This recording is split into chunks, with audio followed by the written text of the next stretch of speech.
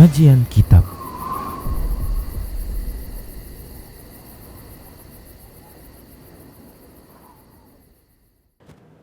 Assalamualaikum warahmatullahi wabarakatuh. Innal hamdalillah nahmaduhu wa nasta'inuhu wa nastaghfiruh wa na'udzu billahi min shururi anfusina wa sayyiati a'malina may yahdihillahu fahuwal muhtadi wa may yudlil falan tajida lahu waliyyan mursyida. Asyhadu an la ilaha illallah wahdahu la syarika lah wa asyhadu anna Muhammadan abduhu wa rasuluh alladzi la nabiyya ba'dah.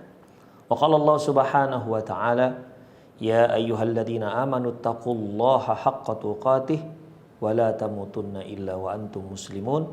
Wa qala azza man qala ya ayyuhalladzina amanu taqullaha wa qulu qawlan sadida yuslih lakum a'malakum wa yaghfir lakum dhunubakum wa man yuti'illaha wa rasulahu faqad faza fawzan 'azima.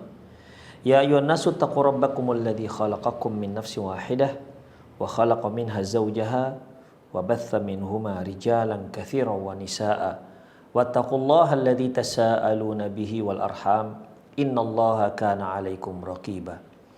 Amma ba'du, innastaqal hadithi kitabullah wa khairal hadi hadi Muhammad sallallahu alaihi wasallam wa syarrul umur muhdatsatuha wa kullu muhdatsatin bid'ah wa kullu bid'atin dhalalah wa kullu dhalalatin finnar.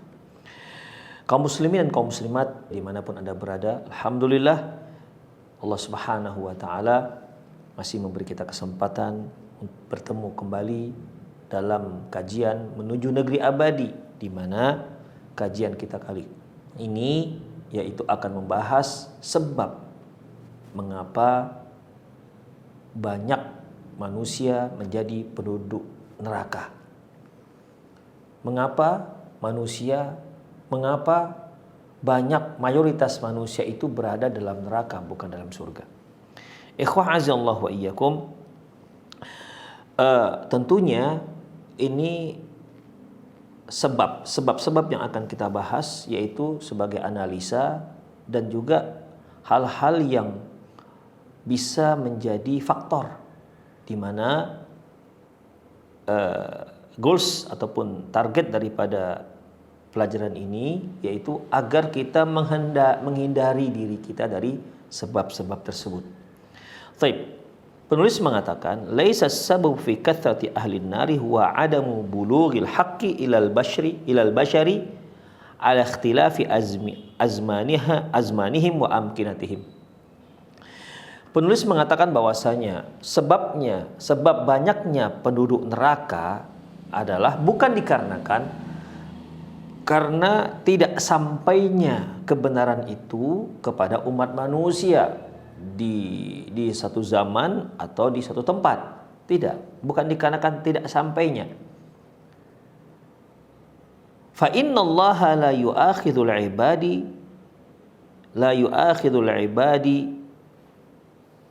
fa innallaha la yu'akhidhu al-ibada illa idza lam yablughhum da'watuhu.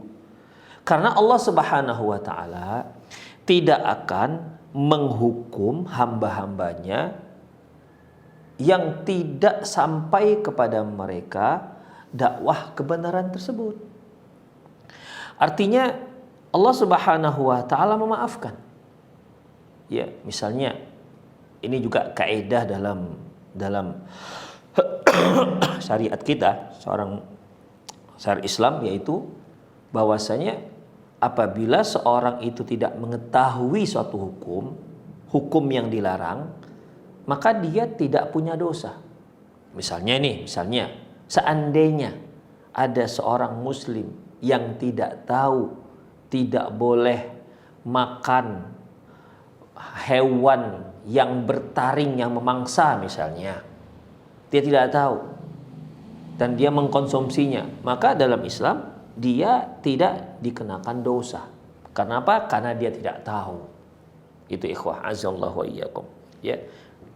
Rasulullah kan menyebutkan bahwasanya rufi al-qalam an thalathin, bahwasanya diangkat pena itu dari 3 hal. Pertama, anin naimi hatta yastaiqid, dari orang yang tidur sampai dia bangun, ya. Anis sabi hatta yahtalim, dari anak-anak sampai dia baligh. Kemudian dari seorang yang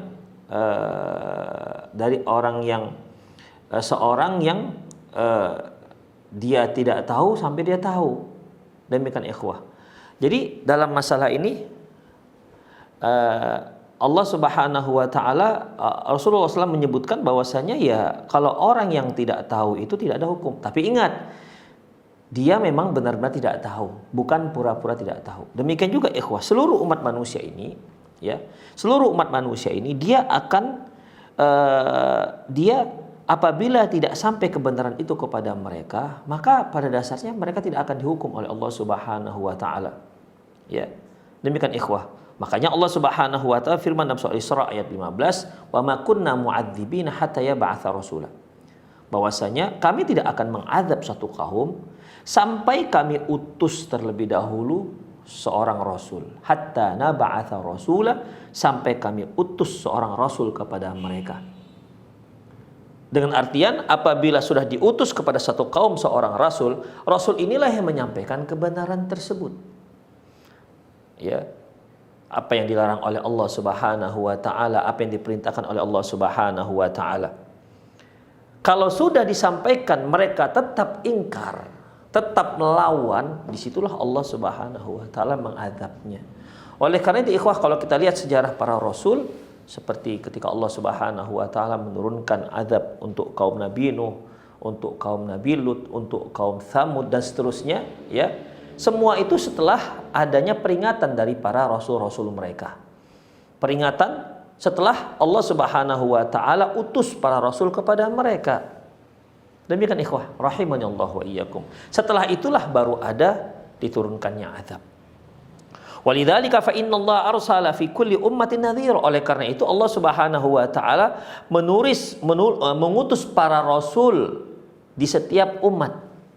Nadhira, yang memberikan mereka peringatan.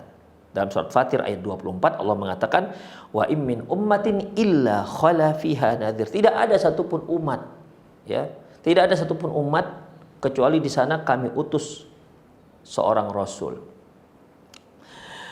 Walakin asab. Jadi intinya ikhwah, penyebab banyaknya manusia masuk neraka itu bukan dikarenakan tidak sampainya kebenaran.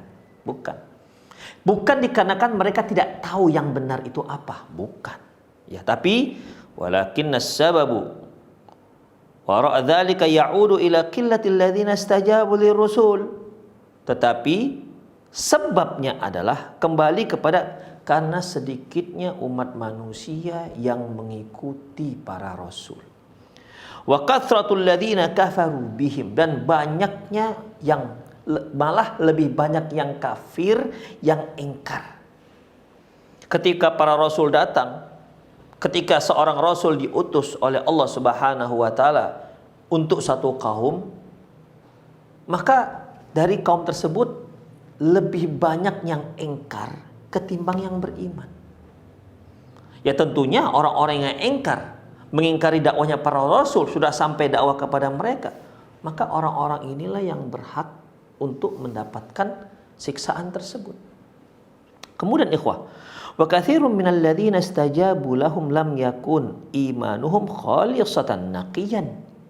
Begitupun yang beriman, ya. Jadi ketika datang rasul, mayoritas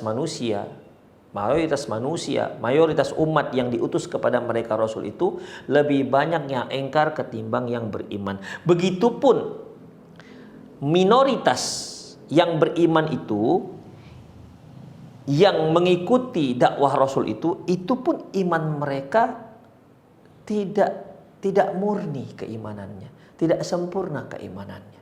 La haula wala quwata illa billah. Dan saya kira kita merasakan hal itu ikhwah. Kita umat Rasulullah sallallahu alaihi wasallam, ya, keimanan kita terkadang naik, terkadang turun. Allahu alam apakah lebih banyak turunnya atau banyak naiknya. Ketika Ramadan insya Allah naiklah, tapi ketika lewat Ramadan la haula wala quwata illa billah, turun drastis. Jadi begitupun yang beriman, keimanannya turun, keimanannya tidak khalis, tidak murni, masih bercampur dengan kesyirikan-kesyirikan, bercampur dengan khurafat-khurafat. Mereka iman kepada Allah, tapi keimanan kepada Allah dan Rasulnya ini masih bercampur dengan tahayul-tahayul, bercampur dengan kebidaan-kebidaan. Allah musta'an. Ikhwah azallahu wa iyyakum. Wa qad ta'ridu Ibnu Rajab fi kitabihi At-Takhwifu minan Nar. Ibnu Rajab memaparkan dalam kitabnya Takhwifu minan Nar ila sababi fi qillati ahlil jannah. Ya, beliau memaparkan, Ibnu Rajab memaparkan dalam kitabnya Takhwifu minan Nar yang menyebutkan sebab mengapa sedikitnya penduduk surga wa kathratu ahlin nar dan banyaknya penduduk neraka. Apa kata beliau? Fahadhil ahaditsu wa ma fi ma'naha tadullu ala anna aktsara bani adam min ahlin nar. Hadis-hadis tersebut, ya, dalam hadis-hadis dan makna daripada hadis-hadis tersebut menunjukkan dalil yang valid bahwasanya mayoritas anak-anak Adam itu tempatnya di neraka.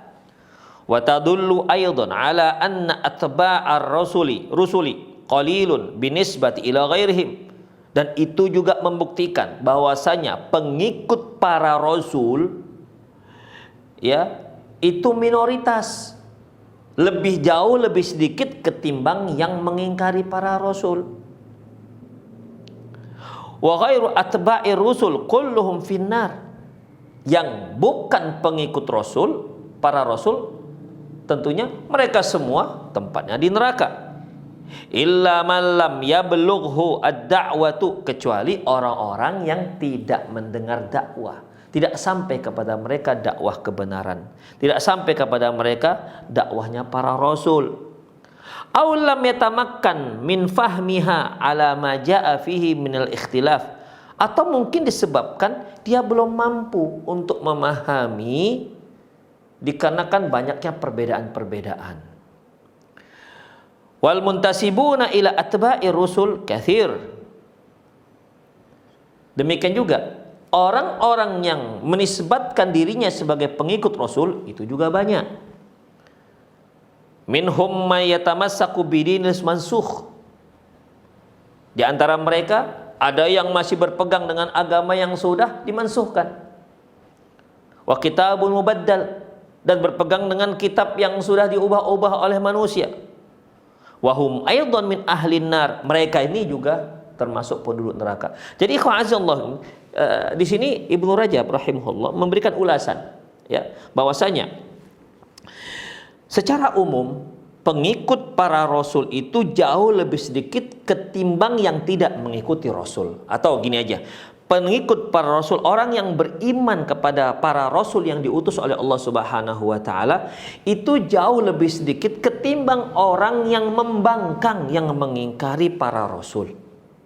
Udah, ya. Kemudian berarti dari sisi antara mengingkari, yang mengingkar, yang membangkang rasul dengan yang mengikuti, itu saja sudah lebih banyak yang membangkang. Itu saja sudah lebih banyak orang yang kafir kepada para rasul. Sekarang yang mengikuti rasul ini bagaimana? Kata beliau, yang mengikuti para rasul ini, ya, yang mengikuti para rasul ini itu pun bermacam-macam. Ada yang mengikuti agama rasul yang sudah mansuh, seperti sekarang ini ikhwah, ya, seperti Yahudi dan Nasrani. Itu kan memang agama yang diturunkan oleh Allah Subhanahu wa taala. Namun sekarang ini tidak boleh mereka itu mengikuti agama Nabi Musa dan agamanya Nabi Isa alaihissalam. Tidak bisa. Kalau dahulu benar, mereka berada di atas kebenaran. Kalau dahulu, ya, Nabi Isa, pengikut-pengikut Nabi Isa berada di atas agama yang benar. Tapi sejak diutusnya Nabi Sallallahu Alaihi Wasallam, maka mereka wajib untuk beriman kepada Rasulullah Sallallahu Alaihi Wasallam Muhammad bin Abdullah.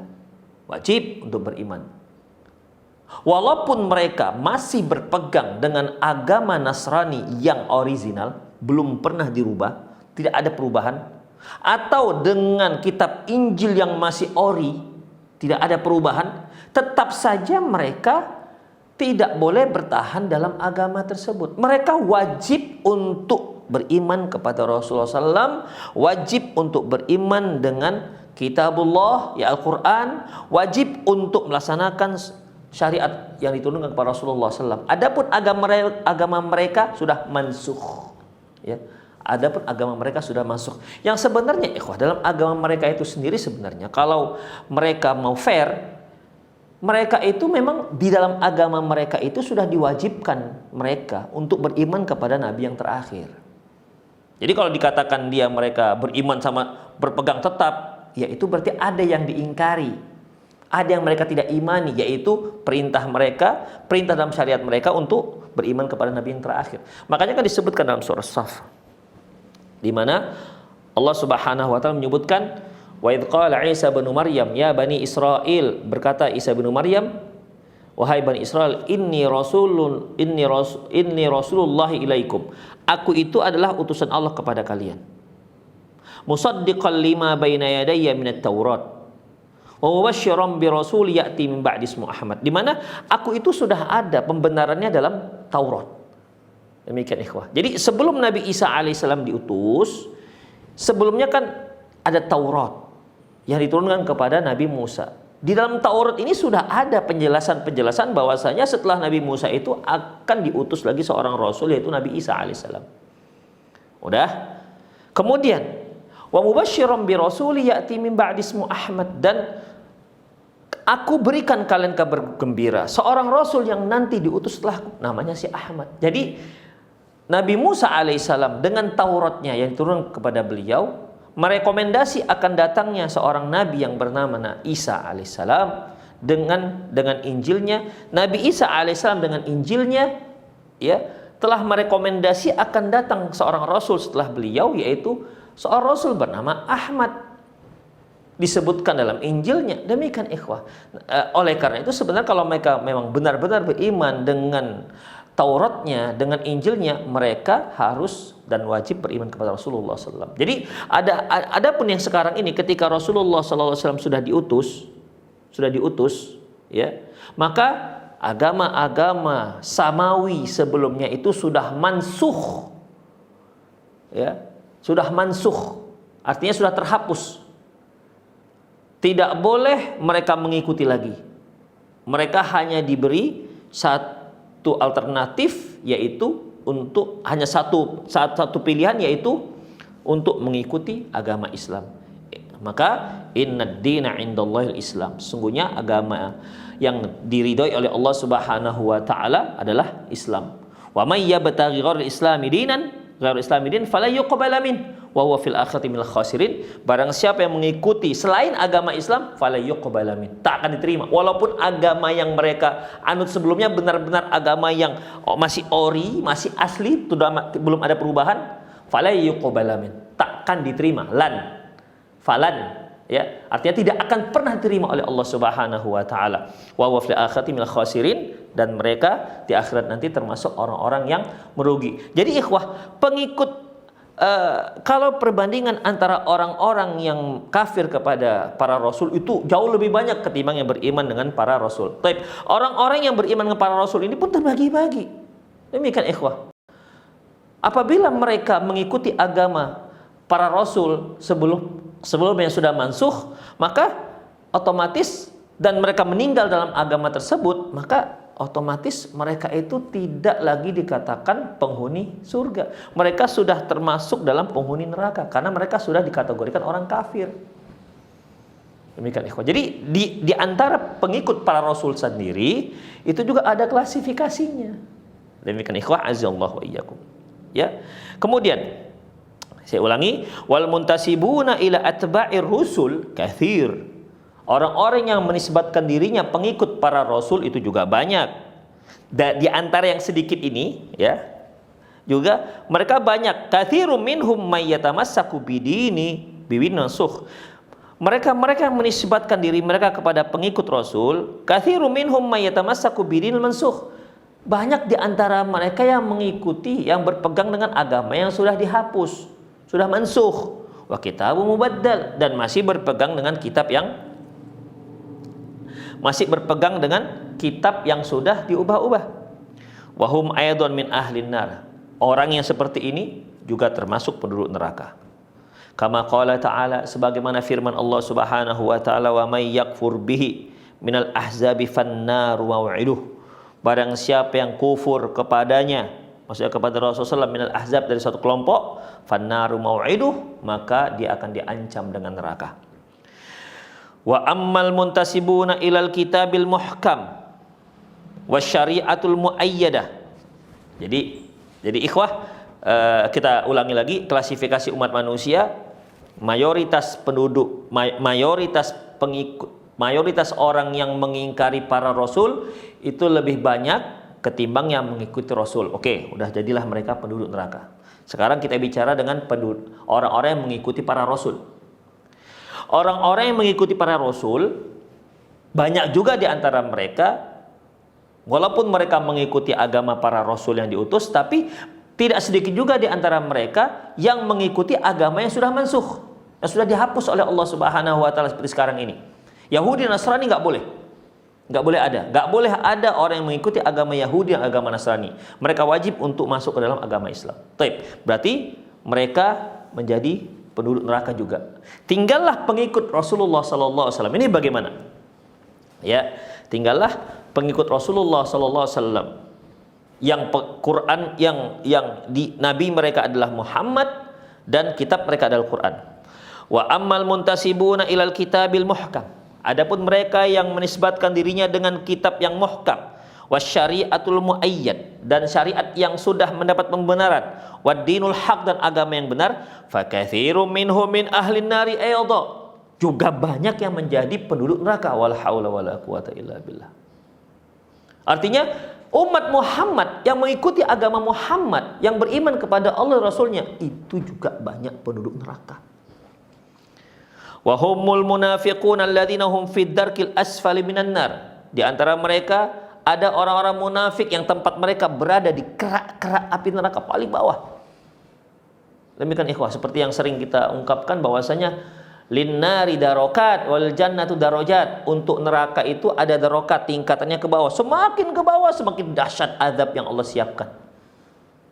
Wal jannatu darajat, surga itu bertingkat ke atas. Semakin ke atas semakin luar biasa nikmat yang Allah Subhanahu wa taala siapkan untuk penduduknya.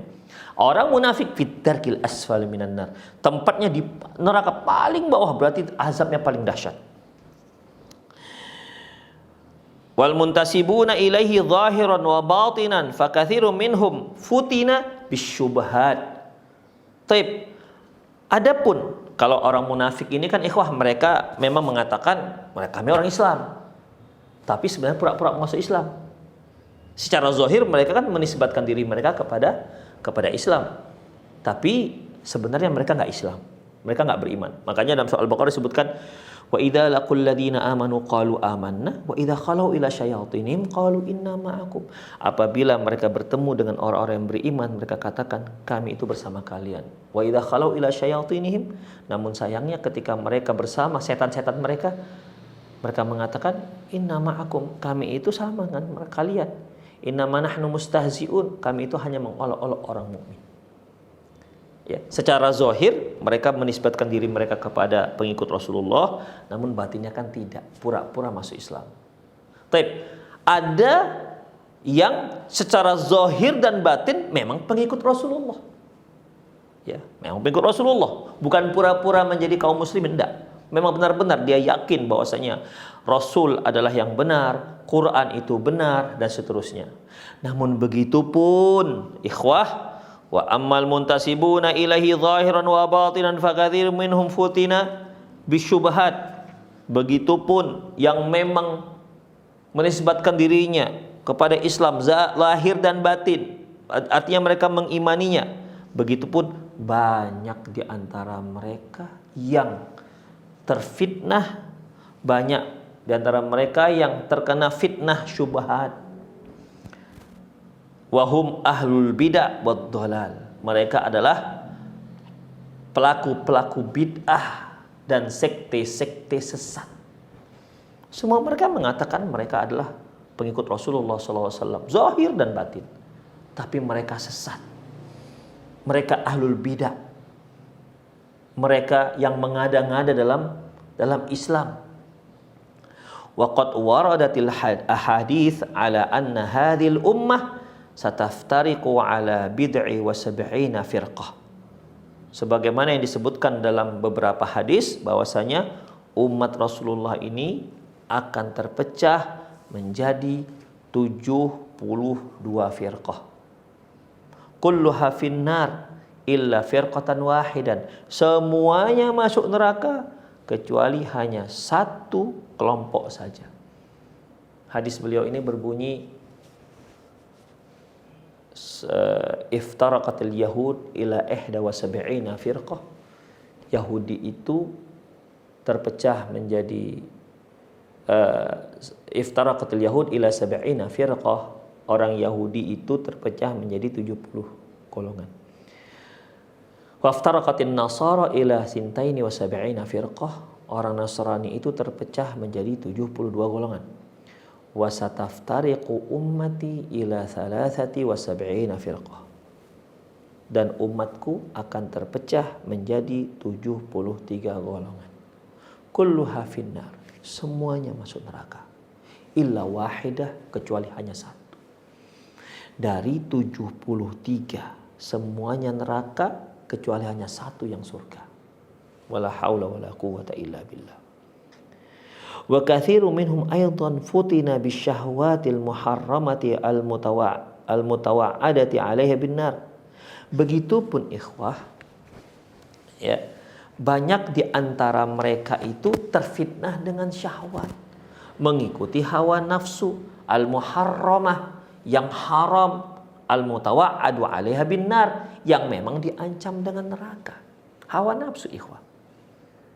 Akidah sudah oke, masya Allah, mengikuti sunnah Rasulullah Sallallahu Alaihi Wasallam, tapi sayangnya syahwat tak terkendali. Padahal mereka tahu persis bahwasanya yang mengikuti syahwat seperti ini, mereka akan diancam dengan api neraka. Ikhwah, ternyata pengikut Rasul yang benar-benar pengikut Rasul pun ternyata ada yang masuk neraka. Demikian ikhwah, ada yang masuk neraka. Bahkan yang mengikuti sunnah Rasulullah, iltizam dengan sunnah Rasulullah, juga ada yang masuk neraka. Betapa sedikitnya yang masuk surga ikhwah, azallah wa iyyakum. Dikarenakan apa? Mengikuti syahwat, ya, hawa nafsu. Inna nafsa la ammaratun bisu. Sesungguhnya hawa nafsu itu senantiasa menyuruh manusia untuk berbuat buruk. Itu faktor internal kita. Belum lagi bisikan-bisikan syaitan yang senantiasa menyuruh kita untuk berbuat buruk. Demikian ikhwah, bisikan-bisikan syaitan yang dimana syaitan ini sudah bersumpah di hadapan Allah Subhanahu wa taala. Dia mengatakan la uzayyinanna lahum fil ard wa la ughiyannahum ajma'in. Akan aku hiasi dunia ini terhadap mereka dan aku akan sesatkan mereka. Dalam ayat yang lain dia mengatakan la atiyannahum min baini aydihim wa min khalfihim wa an aymanihim wa an syama'ilihim wa la tajidu aktsarahum syakirin. Aku akan datangi mereka dari depan. Sebelumnya syaitan mengatakan la aq'udanna lahum siratal mustaqim. Aku akan duduk di tengah-tengah jalanmu yang lurus. Duduk di tengah-tengah. Kenapa? Dia akan menggoda, akan membujuk orang-orang yang sedang berjalan di jalan yang lurus ini. Tujuannya agar orang-orang ini jangan melanjutkan perjalanannya lurus, tapi dia goda supaya berbelok kiri atau berbelok kanan. Aku akan datangi mereka dari depan, dari belakang, wa an aymanihim wa an syama'ilihim. Aku akan goda mereka dari kanan dan dari kiri. Wala tajidu aktsarahum syakirin. Engkau akan lihat enggak banyak mereka yang bersyukur. Allah musta'an. Para pemirsa rahimanallah wa iyyakum. Fa illam yaqdi dzalikal khuludu fiha. Ya, walaupun kalau mereka yang mengikuti syahwat mereka, pengikut Rasul yang mengikuti syahwat yang diancam dengan neraka, ya walaupun mereka tidak sampai kekal dalam neraka. lam yanju minal wa'idi binar. Namun tetap mereka diancam neraka, tetap saja jadi penduduk neraka. Walam yastahiqqul wa'dul mutlaq bil jannati min hadhil ummah illa firqatan wahidatan. Tidak ada yang berhak untuk mendapatkan surga mutlak dari umat Rasulullah kecuali hanya satu firqah saja. Kecuali hanya satu firqah saja. Demikian. Apa ciri-cirinya? Wa huwa ma kana alaihi nabi wa ashabuhu zahiran wa batinan. Yaitu mereka yang berada di atas manhaj, di atas pemahaman, di atas akidah, di atas akhlak Nabi dan para sahabat-sahabatnya, zahir dan batin. Zahirnya mereka taat, batinnya mereka bersih dari berbagai macam kesyirikan, khurafat dan lain-lainnya. Wasalima min fitnati syahwati wa subahat, dan mereka selamat dari fitnah syahwat dan syubhat. Wa haula'u qalilun jiddan, orang yang seperti ini sangat sedikit. La siyama fil azmanil mutaakhirati, terlebih lagi di zaman sekarang. Demikian ikhwah rahimanallah wa iyyakum. Jadi ketika Rasulullah sallallahu alaihi wasallam menyebutkan bahwasanya umatnya akan terpecah menjadi 73 golongan, hanya satu golongan yang masuk surga, yaitu mereka yang tetap kokoh di atas manhajnya Rasulullah dan para sahabat, selamat dari syahwat, godaan syahwat, selamat dari syubhat. Itulah mereka yang takkan masuk ke dalam neraka, yang tidak akan masuk ke dalam neraka. Mereka langsung dalam surga. Adapun yang lainnya, benar mereka mengikuti Rasulullah, benar akidah mereka, tapi terkadang syahwat yang menggelincirkan mereka. Ikhwah rahimanallah wa iyyakum. Manusia punya syahwat. Dan syahwat itu merupakan yang memang Allah Subhanahu wa taala sudah ciptakan dalam diri manusia.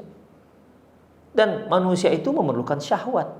Tetapi banyak manusia itu malah disitir, dikendalikan oleh syahwatnya, bukan dia yang mengendalikan syahwatnya. Dalam Islam ikhwah, kita tidak boleh mematikan syahwat, tapi kita yang mengendalikan syahwat. Demikian ikhwah. Wala'alla sababul a'zam huwa atba'us syahwat. Mungkin sebabnya mengapa pengikut-pengikut Rasul pun, pengikut Muhammad SAW, masih banyak yang di antara mereka yang masuk neraka. Mungkin yang menjadi sebab utama adalah atba'us syahwat, umumnya mengikuti hawa nafsu. Dzalika anna hubbas syahawati maghrusun fi a'makin nafsil insaniyah. Karena memang kecintaan terhadap syahwat itu Allah Subhanahu wa taala sudah ciptakan pada jiwa manusia. Sebagaimana firman Allah Subhanahu wa taala dalam surah Al-Imran ayat 14. Zuyina lin-nasi hubbus syahawati minan nisa wal banin wal qanatiril muqantarati minadh-dhahabi wal fiddati wal khailil musawwamati wal an'ami wal harth. Manusia itu dihiasi dengan hubbus syahwat, kecintaan mereka dengan syahwat. Itu setiap manusia punya kecintaan terhadap syahwat. Syahwat terhadap apa ikhwah? Terhadap kaum wanita. Hubbus syahwat minan nisa. Bisa dipastikan setiap laki-laki yang sehat, yang waras, pasti dia mencintai wanita. Demikian juga sebaliknya. Setiap wanita yang waras dan sehat, ya, akalnya, dia akan mencintai laki-laki.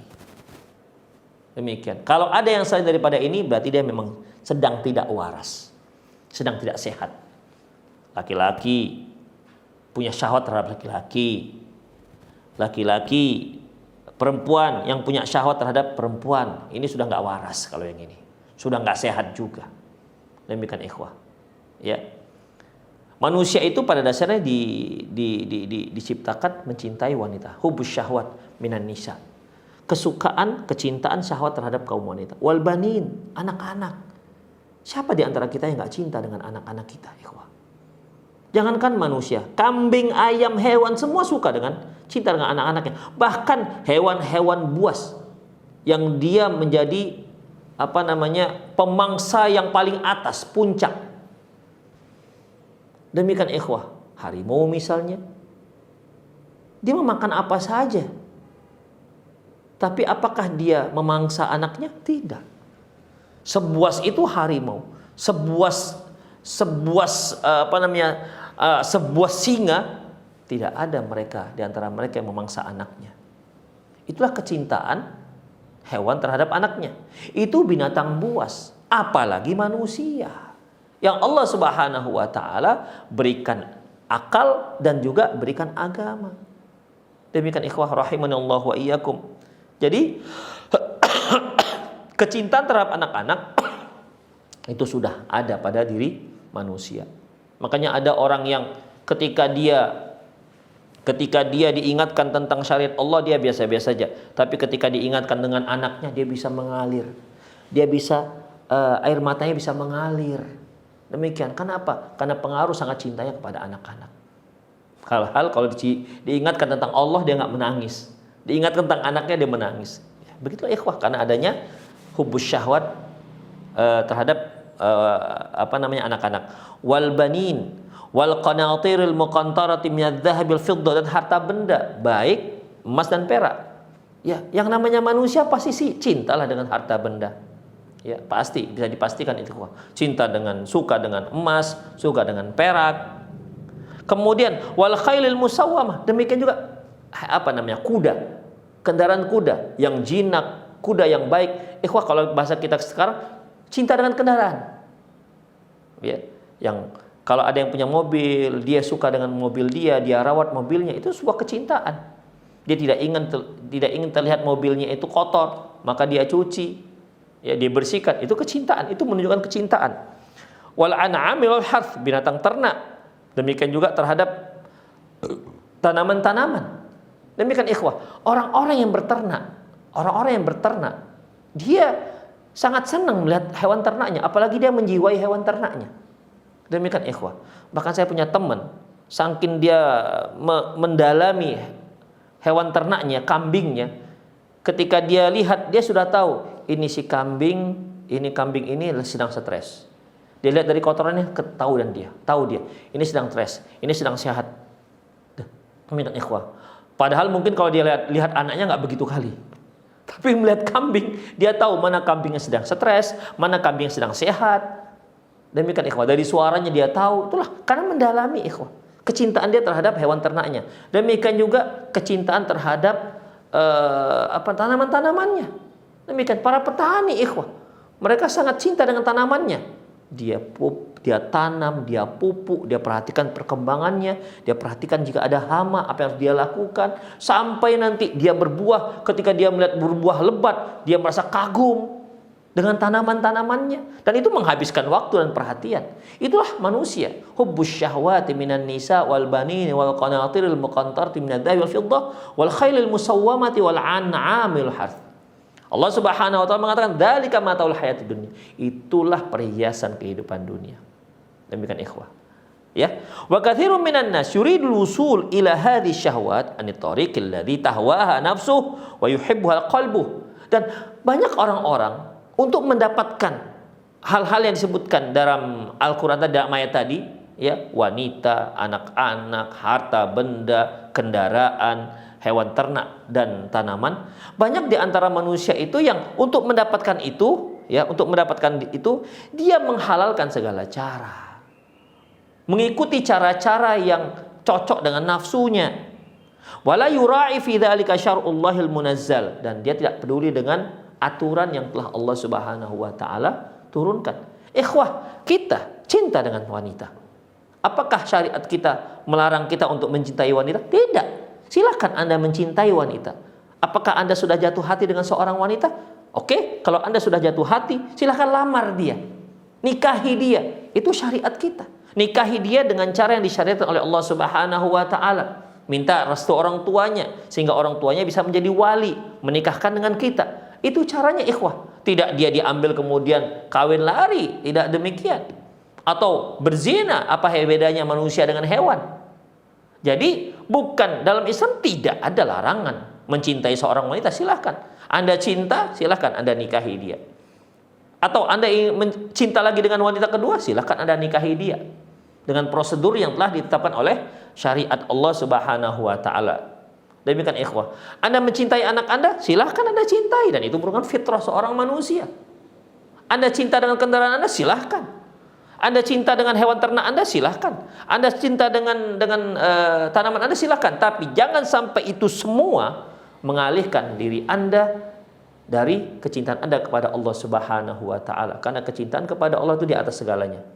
Sehingga diturunkannya syariat Allah Subhanahu wa taala dengan berbagai macam aturan. Maka Allah, karena cintanya Allah kepada kita, diturunkanlah Al-Quran, diturunkanlah syariat Islam agar kita bisa mencintai wanita sebagaimana mestinya, mencintai anak-anak sebagaimana mestinya, mencintai harta benda kita sebagaimana mestinya, mencintai hewan ternak dan tumbuhan-tumbuhan yang kita tanam sebagaimana mestinya, agar kecintaan kita tersebut, syahwat kita tersebut tersalur sebagaimana yang Allah Subhanahu wa taala inginkan, sehingga kita itu bisa melakukan dan memiliki nilai ibadah di sana. Karena pada dasarnya wa ma khalaqtul jinna wal insa illa liya'budun, tidaklah aku ciptakan jin dan manusia kecuali hanya untuk beribadah kepadaku. Demikian ikhwah, cinta kita kepada seorang wanita itu jadi ibadah kalau kita lakukan itu sesuai dengan koridor yang telah ditetapkan oleh syariat. Makanya ketika Rasulullah berkata kepada para sahabat, wa fi bid'i ahadikum sadaqah, dan pada kemaluan kalian itu ada sedekah. Pada kemaluan kalian ada sedekah. Seorang sahabat bertanya, ya Rasulullah, ayati ahaduna syahwatahu kana lahu ajrun? Ya Rasulullah, memang kalau seorang laki-laki mendatangi istrinya itu ada pahalanya? Dia pun merasa aneh, masa sih kita enak-enak menikmati tiba-tiba ada pahalanya? Apa kata Rasulullah? Ara'aita in wada'u ala ara'aita in wada'ahu fil halal in kana wada'ahu fil halal akana lahu ajrun? Bukankah menurutmu, tidakkah engkau lihat kalau seandainya in kana wada'ahu fil haram akana alaihi wizrun? Bagaimana menurut kalian kalau dia lakukan hal itu pada wanita yang tidak halal bagi dia, bukankah dia dapat dosa? Sahabat bilang, ya iya. Kalau dia melakukan dengan wanita yang haram dia dapat dosa, berarti kalau dia melakukan dengan wanita yang halal maka dia dapat pahala. Itu ikhwah rahimanallahu wa iyyakum. Jadi ikhwah, hendaklah kita jadikan kehidupan kita itu menjadi ibadah kepada Allah Subhanahu wa taala. Makanya Allah juga mengatakan dalam firman-Nya bahwasanya rijalul la tulhihim tijaratu wala bai'un an dzikrillahi wa iqamis salati wa itaiz zakah.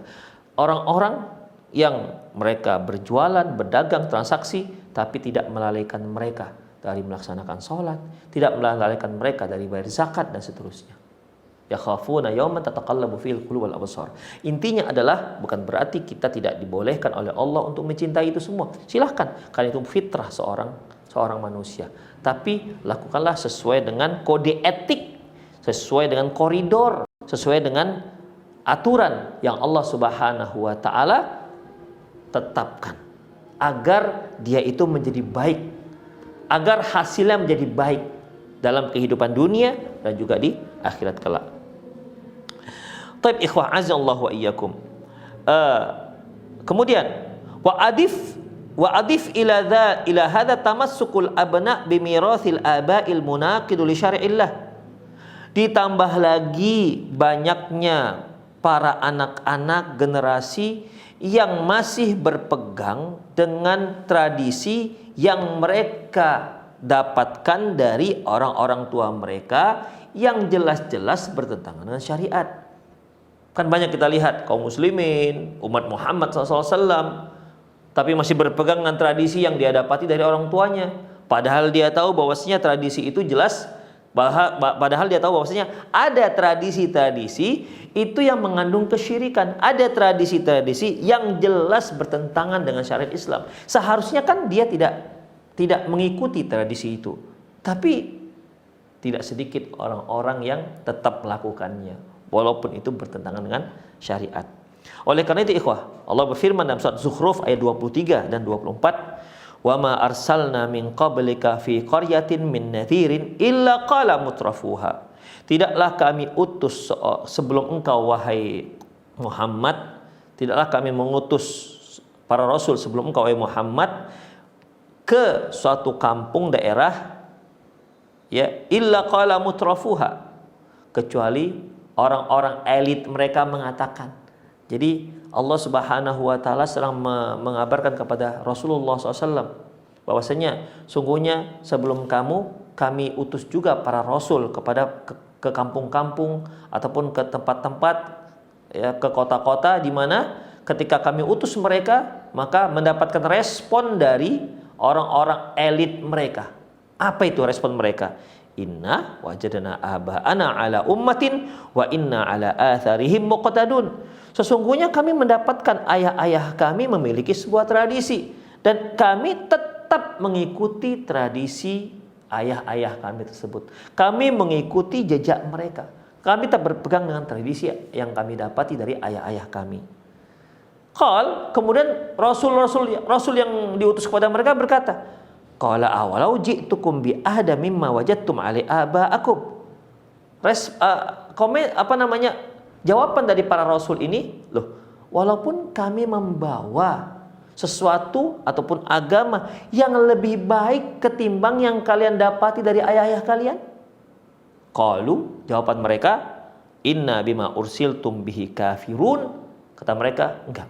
Kami tetap berpegang dengan agama yang kami dapati dari nenek moyang kami dan kami itu ingkar dengan apa yang kamu bawa. Itulah respon daripada para kaum elit mereka terhadap Rasul yang diutus kepada mereka.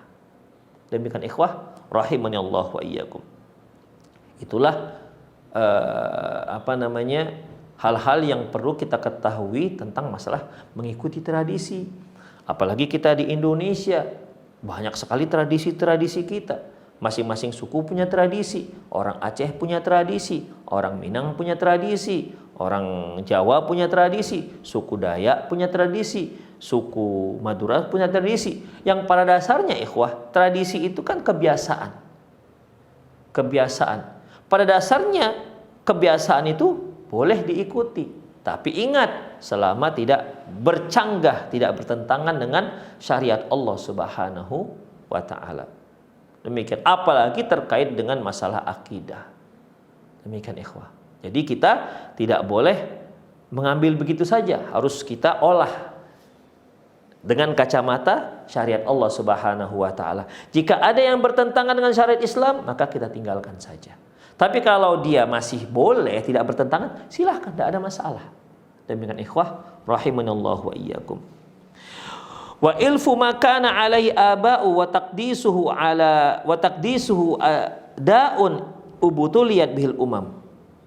Menganggap keramat tradisi-tradisi yang mereka dapati dari nenek moyang mereka ini merupakan salah satu penyakit yang sedang dirasuki oleh umat.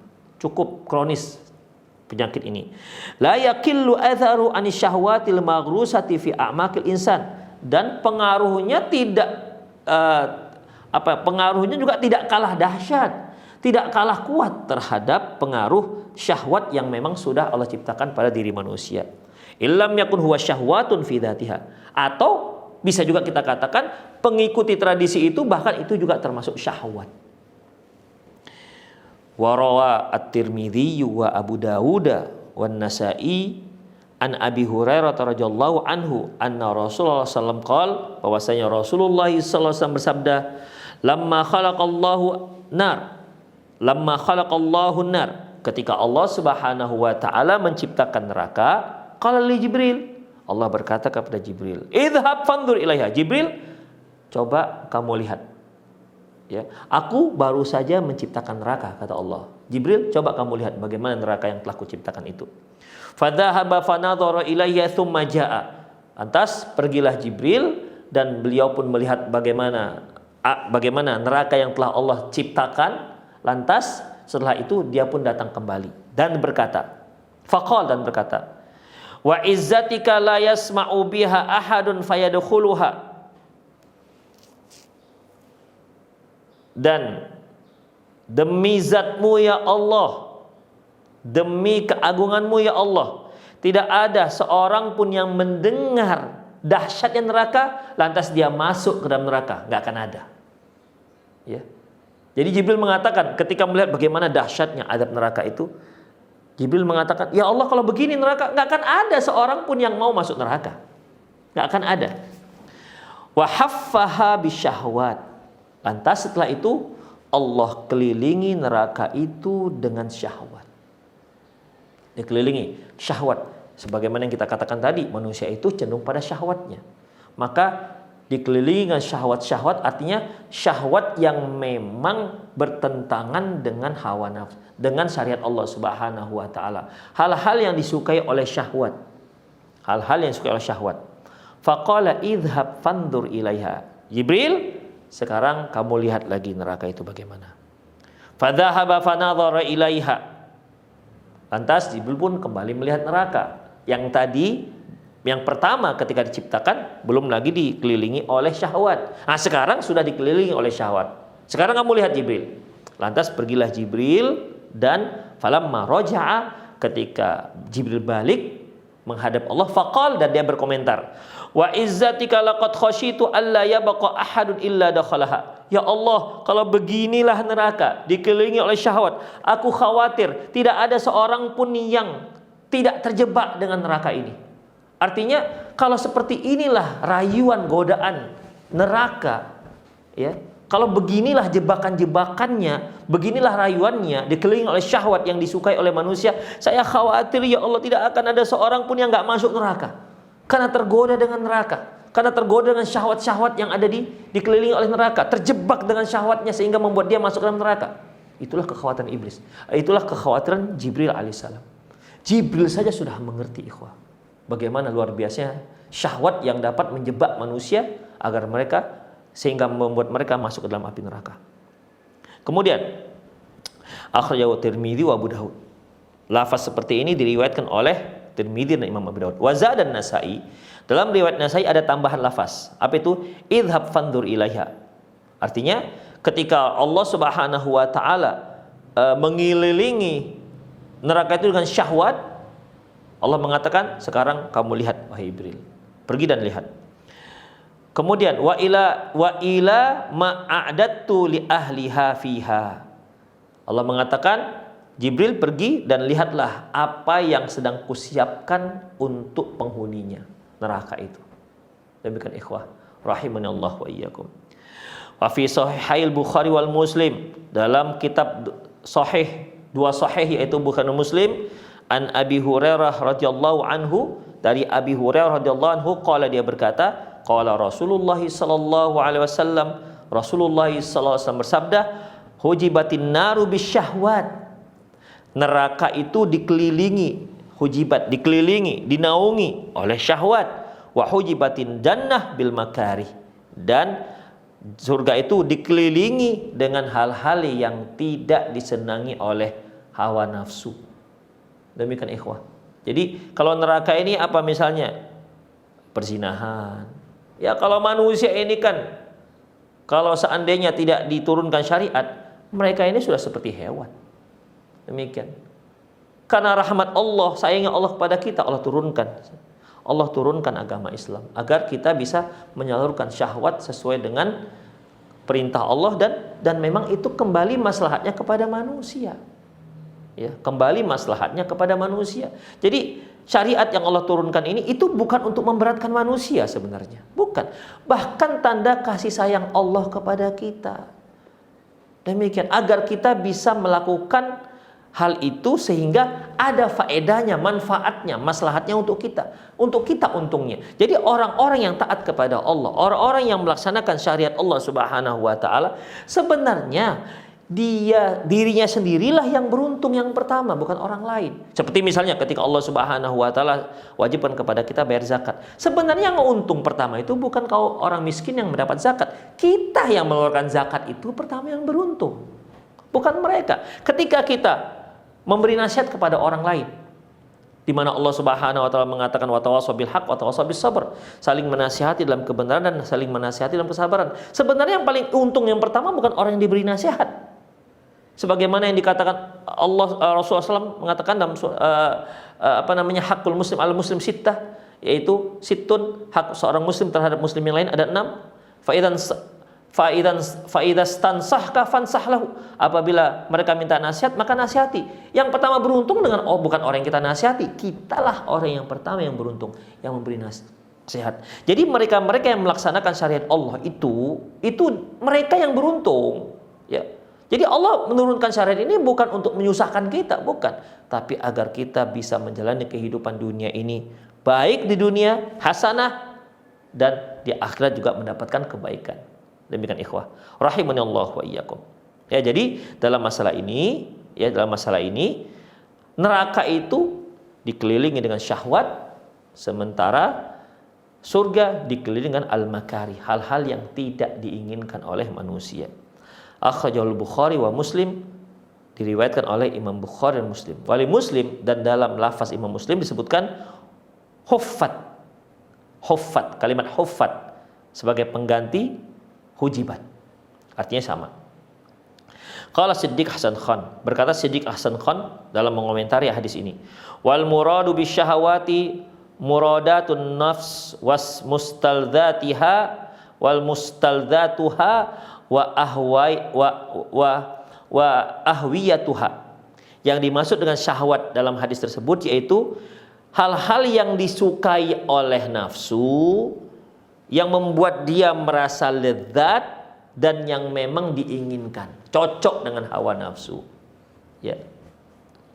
Waqal Qurtubi, berkata Imam Al-Qurtubi rahimahullah, asyahwatu, yang dikata syahwat di sini adalah kullun ma yuwafiqun nafsu wa yulaimuha, segala sesuatu yang cocok dan sesuai dengan hawa nafsu. Tad'u ilaihi, bahkan hawa nafsu tersebut mengajak untuk melakukannya. Wa yuwafiquha, dan mencocokkannya dan cocok dengan hawa nafsu. Wa aslul hifaf ad-da'iru bi syai'in al-muhitu bihi. Yang dikatakan hifaf kan kalimat hadis wa huffat, ya, wa huffat bil makarih. Ya, dalam hadis disebutkan dengan lafaz fahaffaha bi syahwat, dan dihaffah. Haffah itu artinya ikhwah, kata Imam Al-Qurtubi, yaitu yang mengelilingi, sesuatu yang mengelilingi. Jadi kalau ini buku ikhwah, saya buat sesuatu yang mengelilingi buku ini, maka dikatakan wahaffaha, yaitu mengelilinginya, di mana alladzi la yatawassalu ilaihi illa ba'da ayyatahatta, yaitu tidak akan bisa dia masuk ke dalamnya kecuali setelah melangkahi sesuatu itu. Jadi sesuatu yang melingkarinya, yang mengelilinginya, tidak ada celah untuk masuk. Jadi kalau mau mendapatkan sesuatu yang di dalamnya, harus melangkahi sesuatu yang mengelilingi itu. Demikian ikhwah rahimanallah wa iyyakum. Jadi kalau kita lihat, insyaallah la haula wala quwata illa billah, Allah musta'an wallahu mustaka, di mana mayoritas umat manusia itu yaitu orang-orang yang menjadi penduduk neraka. Yang kafir, ya, manusia secara umum terbagi dua, pengikut para rasul dan pembangkang para rasul. Pembangkang para rasul jelas ini masuk neraka. Kemudian pengikut para rasul yang menisbatkan diri kepada pengikut rasul, ada yang munafik, ada yang tak munafik. Yang munafik masuk neraka. Tinggallah pengikut para rasul zahir dan batin. Begitupun mereka ini, ada yang tersesat, ada yang memahami dengan pemahaman yang sesat, ada yang mengikuti syahwat, ya, ada yang mengikuti syahwat. Demikian ikhwah, di mana tetap saja mereka masuk ke dalam neraka walaupun tidak sampai mereka itu kekal dalamnya. Demikian ikhwah rahimanallah wa iyyakum.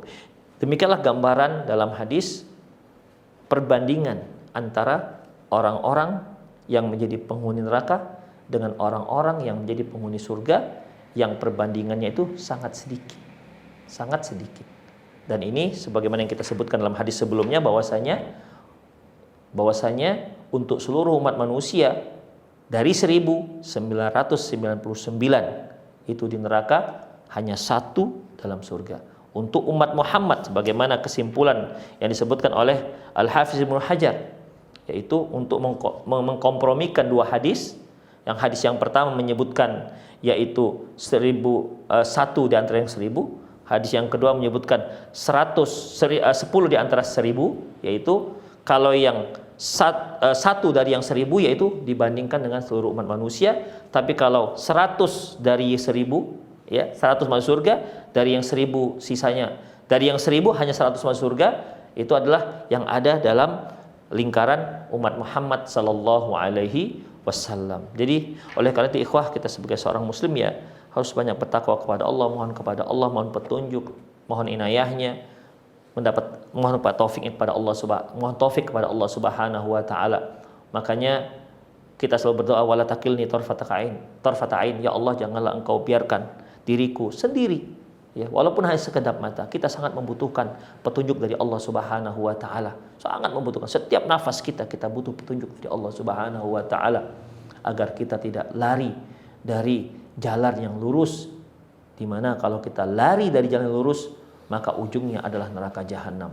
Wala haula wala quwata illa billah. Semoga para pemirsa sekalian yang mendengar acara ini Allah mudahkan untuk berkumpul dalam surganya kelak, berkumpul dengan keluarga kita, berkumpul dengan kerabat-kerabat kita, yang tentunya kita mohon kepada Allah agar senantiasa kita berada di atas petunjuk Allah Subhanahu wa taala. Ya muqallibal qulub, tsabbit qulubana ala ta'atik,